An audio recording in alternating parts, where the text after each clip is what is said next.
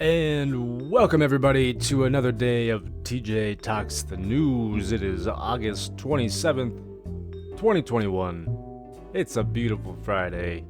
We have the weekend ahead of us. My daughter has made it through her second week of school successfully without catching the COVIDs. Although we did get a notice yesterday saying that there has been some kind of, somebody there had COVID and they're going to start contacting people who came into contact with that person. So that's lovely. Maybe we'll discover like a week from now that she came into contact with that person. Today we're gonna be brave today. I've looked at what we might consider more liberal, left-leaning news sources.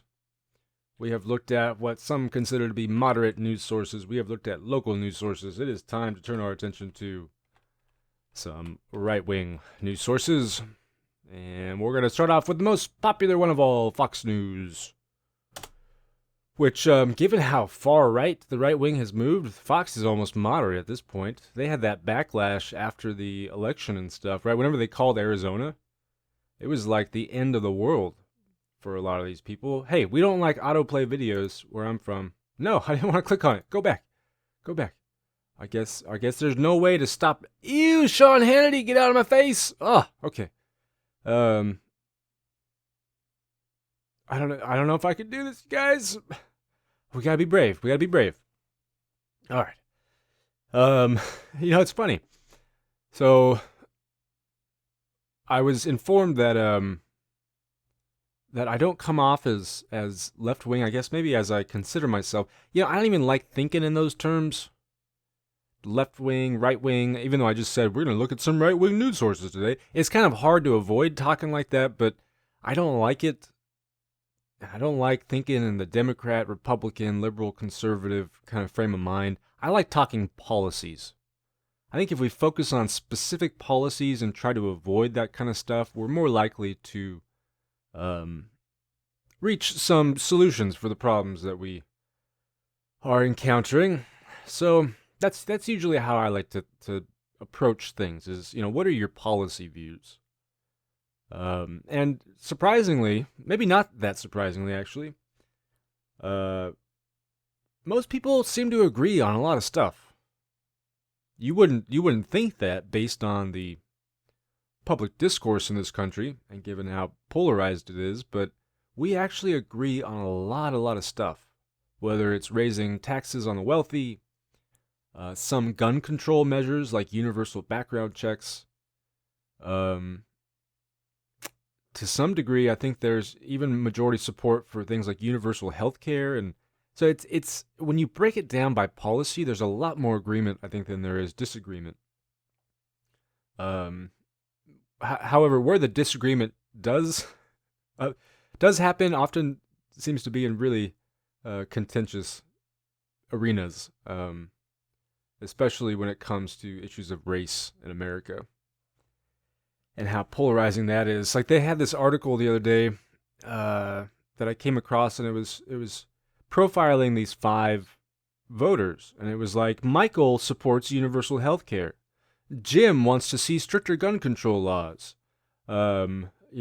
Thomas really thinks that we need to do more to help out women in the workplace. And so it listed off these 5 white dudes with kind of stereotypical liberal policy views, right? But then it informs you that they're all Trump voters and they voted for Trump. Why? Well, because they're white. Because of race and immigration mainly.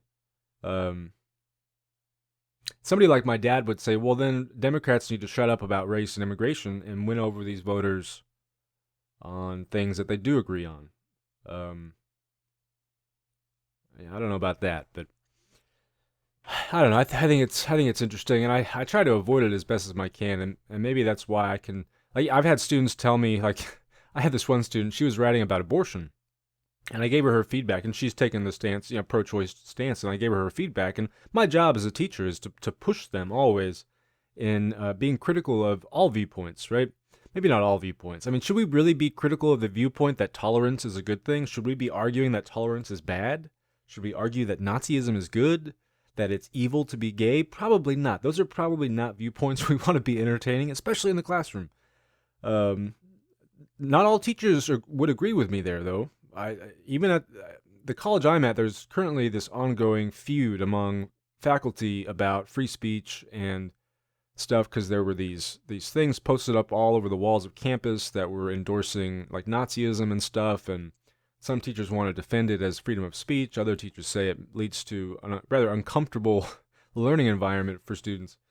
Um, I don't know. I haven't even made it to the news yet. What the hell am I talking about? I have no idea. But that's okay because it's Fox. Who cares about Fox News? Presidency in crisis. Yeah, fuck you, Fox.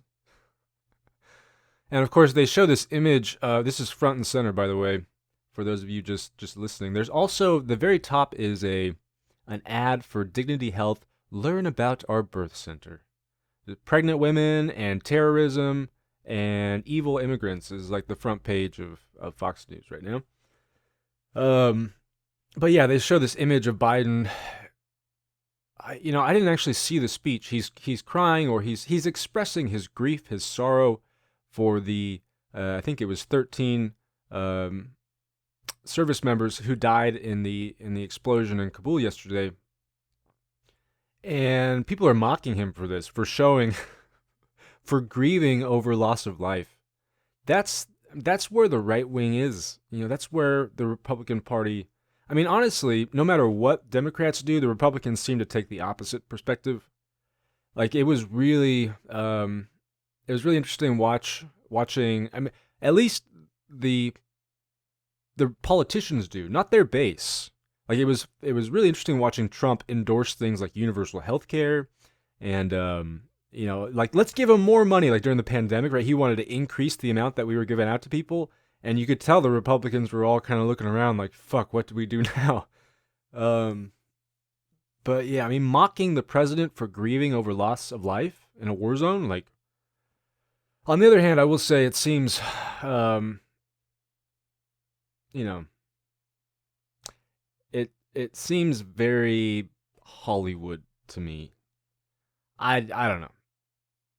He's in the spotlight now. This is what everybody's paying attention to. He has to put on a performance. And I'm not saying it is a performance. I'm just saying it feels that way to me because we've been in this war for 20 years. Service members have died consistently throughout that 20 years. Why now does it deserve, what about all those other people who died? Where's their speech? Where's their stuff? So I don't know, it all just seems so fake to me. I was kind of hoping that Biden would be straight with the American people about this war, about what it really was, about why we never belonged there in the first place, about the amount of corruption that went into keeping this war going. This whole hunt them down rhetoric and that kind of stuff. What, is he going to get us into another war? We don't need more revenge. We don't need more bloodshed right now. America needs some deep, deep introspection. We need to reflect on the terrible, terrible choices we've made in the Middle East over the last 50, 60 years or so. And we need accountability, and we need to just apologize. Just apologize 24/7 to the world community for the absolute mess that we have made of things. We don't need any more promises of bloodshed or fake performances of grief. We need somebody to be honest here. And I never really expected Biden to be that kind of president. His whole message from the beginning was unity, unity, unity. After a coup attempt at the Capitol, like, let's unify with the people who just tried to overthrow the government. And I understand his perspective. I understand where he's coming from. And maybe he's right that the path forward is through a kind of reconciliation, a kind of reconstruction period where we try to rebuild our relationships with people who are members of the political opposition. But I feel like we've done that once before, and all it did was just kind of push all these problems aside and never really acknowledge them. and we've just been living with it for 150, 160 years now. We never really dealt with it post-Civil War. We still haven't dealt with it. We need to fucking deal with it, and we need a president who's going to be brave enough to do that. And Biden isn't that president, I don't think. I mean, he was part of the Obama, surge in Afghanistan back in 2009. So, while I think all the media treatment of Biden is unfair, I'm not all that sympathetic with the guy or with the Democrats at this point.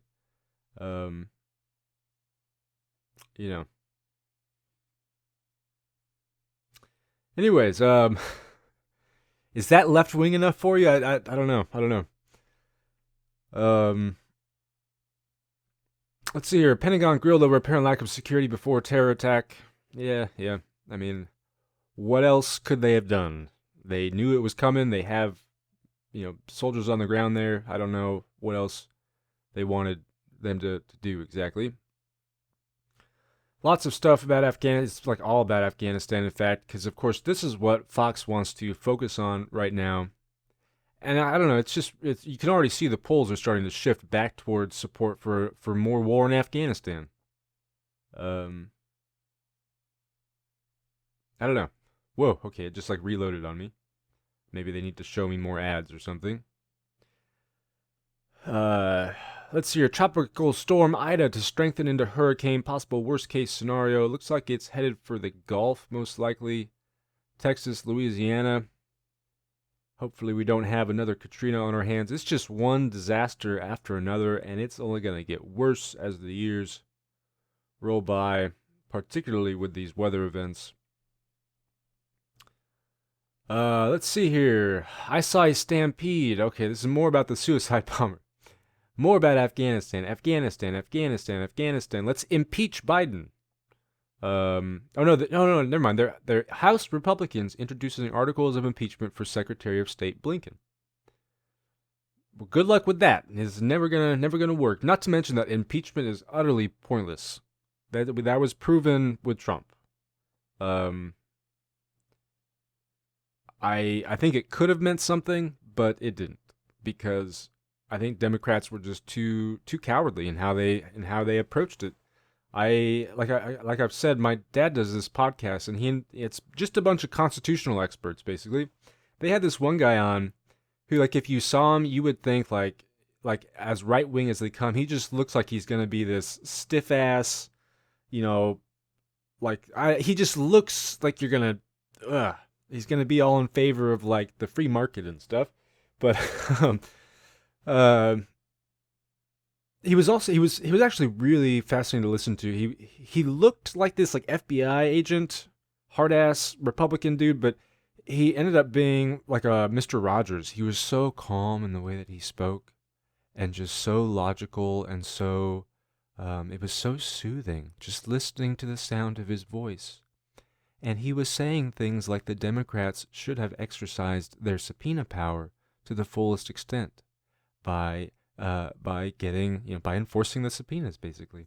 I can't talk like that, man. I gotta, but what's it called? By getting the sergeant at arms to go and lock these people up who were avoiding the subpoenas. He's like, they should have done that. When they chose not to, they basically signaled that they're giving up this power, that they're going to allow the executive to exist without proper checks and balances. And this guy, again, he's not like radical. He's not crazy. He's a pretty, at least in the academic world, he's known as a fairly moderate scholar.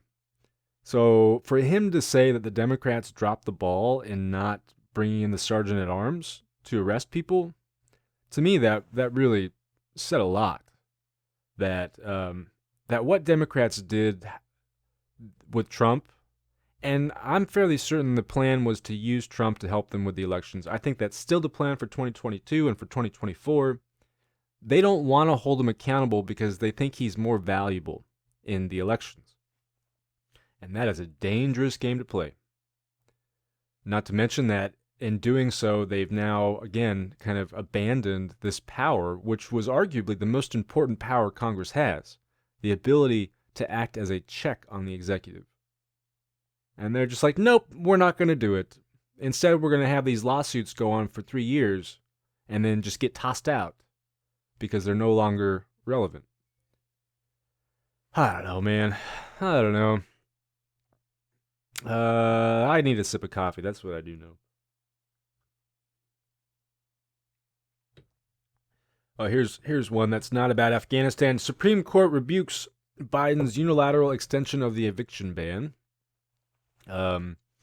So we had the eviction moratorium put in place at the beginning of the pandemic to prevent people from being kicked out of their homes, right? From being evicted. Now, if you're a large company that owns lots of properties and stuff, this probably isn't going to be that big of a deal for you, right? You're going to make it through. However, if you're like a small, you own like one property and you rent it out and it's basically like the only way you make income, all of a sudden your life is totally ruined, right? So the eviction moratorium was hurting some people. It was helping out a whole hell of a lot more, right? And it's still helping them out, although it's ended now. And the Supreme Court said, okay, you don't really have the authority to do this, so they ended it. But then Biden, they figured out a way around it possibly, so they extended it again. But now that extension has been ruled unconstitutional, and so the eviction moratorium has kind of come to the end. And now, of course, this puts all the impetus on Biden, right? It's all Biden's fault that this is doing it. It's because he took that unilateral approach. And the real person to blame here is Congress. It's not a person, but the real entity to blame here is Congress for failing to pass any legislation to protect landlords, to protect renters.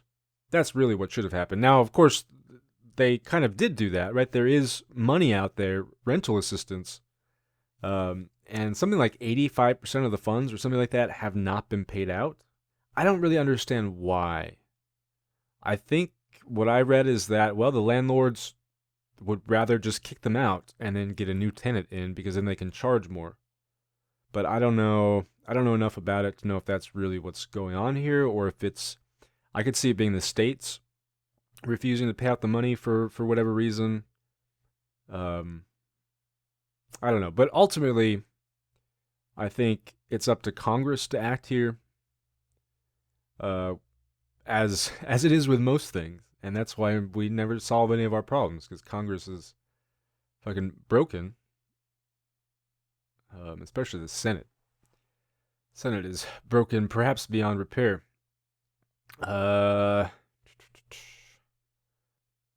Says teen brutally beaten in unprovoked attack while students record and laugh. It's kind of sad how common this seems to be. And I gotta say, I think I'm happy that I did not grow up in the era of social media, people recording you constantly and stuff. Not that it was any different when I was younger. We would have been standing around, maybe not laughing. I mean, some people would have laughed and cheered them on and stuff. We wouldn't have been recording though. But so I don't know if phones have really changed our nature all that much. Just made it more visible. We're now able to see all the terrible things that we do.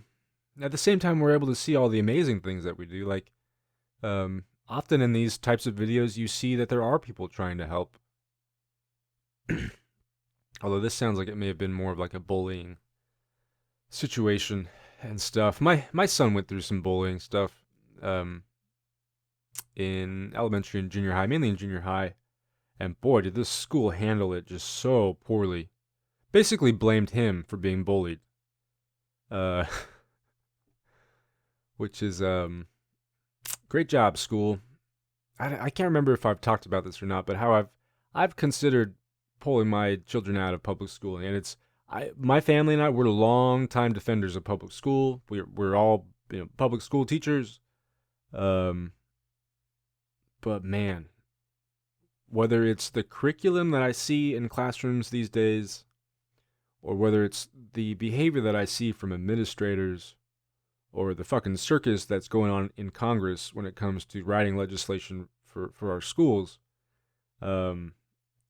I do not have high hopes for the future of public education. At the same time, one of the reasons it could fail is because people like me take their kids out. So there's this responsibility to support our institutions, right? That's why we've always been long time supporters of them. But I don't know, is there a point where you just say it's so far gone, it's so corrupted that supporting it makes you just so very complicit in the corruption that it's just not worth it anymore? I don't know. I feel like my cynicism and nihilism is growing to the point where I'm becoming kind of a lot more selfish, and just my thought processes seem to be a lot more selfish than they used to be in terms of kind of prioritizing my own needs, the needs of my family above anything else. And I guess that's normal, but I don't know. I always try to take a broader perspective, looking at society as a whole. But I feel like the last few years, especially, I've just more and more kind of been moving into this kind of selfish way of thinking about things because it just seems so broken. Oh, this was an interesting story. California looking into paying drug addicts to stay sober. And I hear basically the brains of everybody around me, because I live in a very conservative area. They're just all exploding right now. When my brother was going to college, I have two brothers. One, he's a very important lawyer for one of the largest financial firms in the world. He helps people avoid paying taxes, basically. He hates his job, but he does enjoy what he calls the puzzle solving the puzzles, even if the solving the puzzles means screwing over America. But my other brother is drug addict. He was homeless for a while, but he was in college at one point, and I remember he got into this lengthy argument and ended up getting kicked out of class because he just kind of blew up on these people who were just so I think one of them was even arguing that drug addicts should be given the death penalty. So that kind of maybe clues you into the type of community that I live in. Let's give drug addicts the death penalty. And I'm talking like marijuana too. I'm not talking about like some of the harder drugs out there. But my brother, being a former drug addict himself, had a lot to say about that and about drug addiction being a disease, a medical problem that needs to be treated medically. This isn't really a medical solution, though, is it? I guess in a way you might see it as kind of like a disability, right? So if somebody has a disability, we pay for them to be able to survive, to get by. Or sometimes it's about maybe giving them a job or giving them a place to stay or whatever it might be. If you look at it through that lens, I think this seems pretty common sense, right? But we take a very punitive approach, a very puritanical approach to drugs and drug use in this country. And it really has done so much harm, particularly to the black community, inner city black communities, and the crack epidemic in the 80s and how we responded to that, which was somewhat planned, of course, if you look at the CIA's involvement and all of that. But it's going to be interesting to see how it works out. From what I understand, they have tried similar programs out, and they've been successful. To me, it's somewhat reminiscent of the Housing First program, which is a program designed to treat homelessness. And homelessness and drug addiction often go hand in hand. Not always, but they do sometimes. And what the Housing First, because the way that it used to work is, in order to get help, you would have to get sober. You would have to, stay at one of the shelters and basically jump through all these hoops. The Housing First says, no. In order to jump through those hoops, what somebody needs is a stable place to live. So they give them the house first, and then the expectation is that things like sobriety will follow. And the data so far has been very supportive of this approach. Again, vindictive, puritanical Americans are not happy about this. They don't want to see their taxes going to these evil drug addicts. They'd rather lock them up and pay even more in prison costs. But It's, yeah.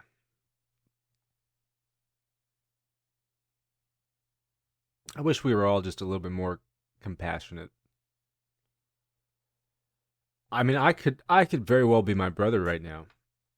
It's one thing I haven't really talked about this very much at all, but um, when I was younger, I was kind of on. I have two older brothers, right? One of them was on one path in life, and the other one was on the other path in life. Um, and I kind of at first I was following my not the tax lawyer brother, but the other brother. He and I were much closer, and so he and I hung out a lot and engaged in a lot of the same activities and stuff. And at one point, we were at our house. My mom was out of town, and my dad was there taking care of us. My dad is an alcoholic and has always struggled with that. And he was very drunk this night. My brother and I are doing things we shouldn't be doing. My dad ends up calling the police to deal with this. Now, when the police arrive, um, I'm there. My brother has taken off. He's left. So they hold me in the living room, and then they go out looking for my brother. Right? They finally catch him and stuff, and they bring him back, and they ask my dad, like, what do you want to do with him? My dad could have told them to take us both off to juvenile hall, but instead he said, just take my older brother. He said, leave the younger one here, and then take the other one off.